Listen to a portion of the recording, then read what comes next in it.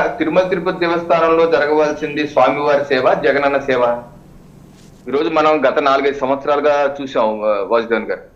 అసలు ఒక ఈవోగా ఎప్పుడు ఒక ఐఏఎస్ అధికారి ఉండాలి. జనరల్ గా మనం చూసి ఒక ఐఏఎస్ అధికారి. బట్ ఇప్పుడు ధర్మారెడ్డి గారు ఐఏఎస్ అధికారి కాదే, ఆయన ఐడిఈఎస్ అధికారి, ఇండియన్ డిఫెన్స్ ఎస్టేట్ సర్వీస్ అధికారి. ఆయన ఉండాల్సింది ఎక్కడ?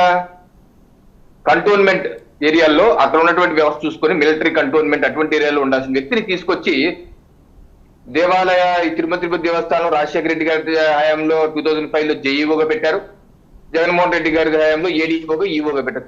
దగ్గరగా 9-10 సంవత్సరాలుగా అక్కడ పనిచేశారు. బహుశా అది రికార్డ్ ఏమో.